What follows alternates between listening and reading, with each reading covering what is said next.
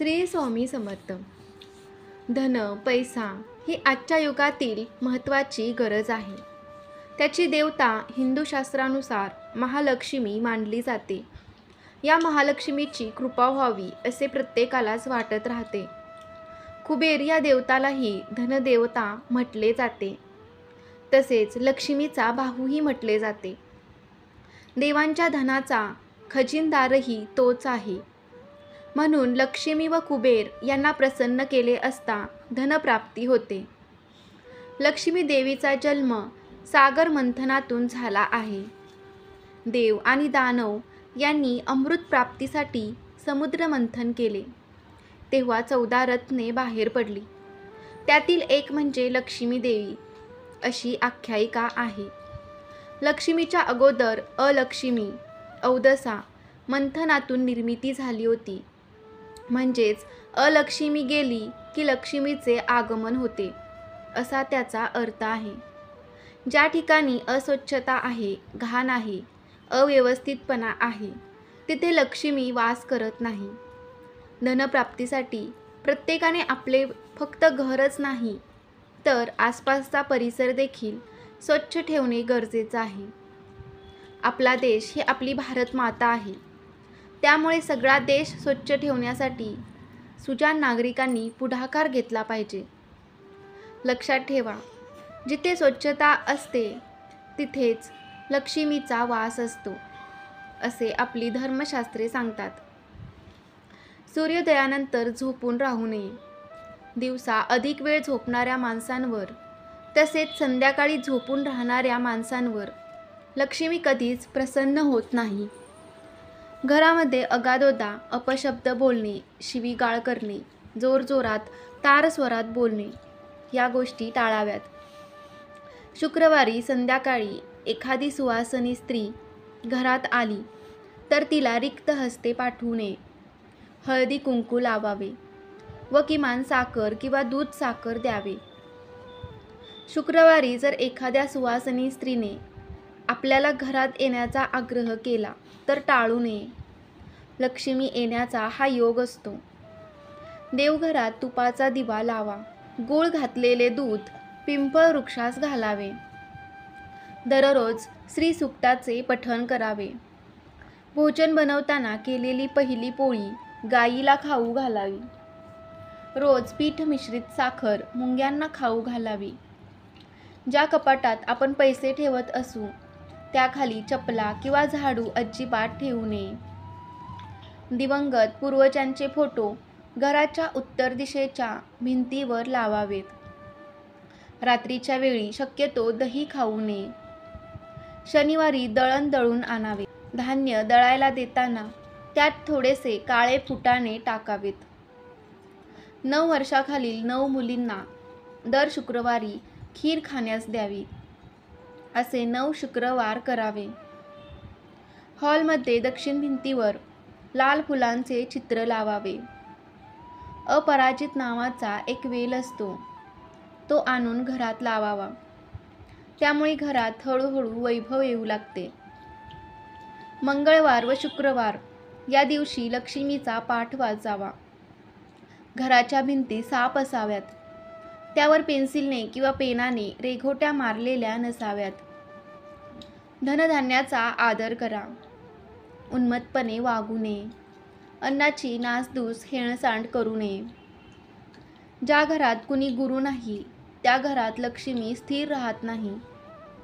घरामध्ये तुळस असावीच. रोज तुळशीला पाणी घालावे. तसेच दर शुक्रवारी थोडे गाईचे दूध घालावे. ज्या व्यक्ती उदार अंतकरणाने गरजूंना मदत करतात व यथाशक्ती दान करतात त्यांच्या घरात लक्ष्मी स्थिर राहते. श्रावण महिन्यात पहिला पाऊस पडायला लागला की पन्हाळीतून पडणाऱ्या पाण्याने आंघोळ करावी. स्नान झाल्यावर चिमूटभर काळे तीळ आणि चिमूटभर पांढरे तीळ छतावर टाकावेत. हल्ली अपार्टमेंटमध्ये राहणाऱ्या माणसांना असे करणे सोयीस्कर नसेल तर गॅलरीत जाऊन किंवा घराबाहेर जाऊन उघड्या आकाशात फेकावेत. 21 कवड्या व थोडेसे केशर घ्यावे. ते पिवळ्या वस्त्रात बांधावे. ओम ओम श्रीं ह्रीं महालक्ष्मी नमः या मंत्राचा 108 वेळा जप करावा आणि ती पुरचुंडी पैशाच्या पेटीत किंवा कपाटाच्या लॉकरमध्ये ठेवावी. कोणत्याही महिन्याच्या पौर्णिमेला हे करावे.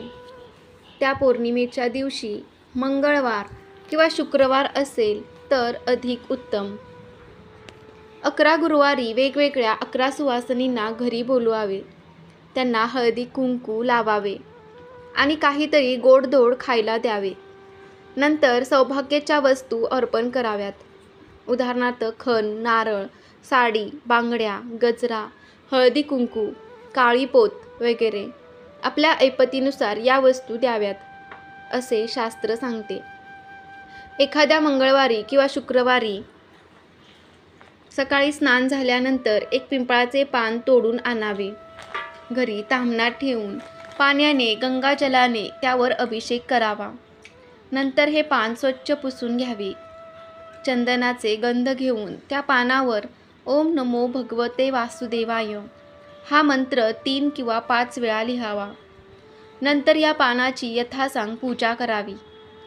नंतर तुळशीच्या किंवा स्फटिकाच्या माळेवर ओम नमो भगवते वासुदेवाय या मंत्राचा 108 वेळा जप करावा आणि हे पान देवघरात किंवा कपाटाच्या लॉकरमध्ये ठेवावे.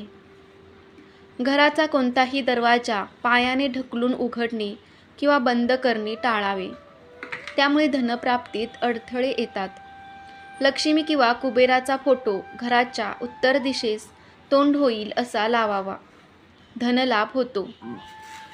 दुधात बनवलेली खीर करून लक्ष्मी मातेस अर्पण करावी आणि खालील मंत्राचा 108 वेळा जप करावा.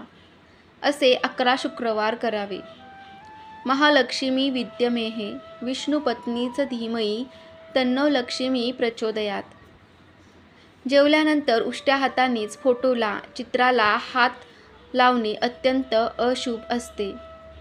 त्यामुळे देवदेवतांबरोबरच महालक्ष्मीचाही कोप होतो.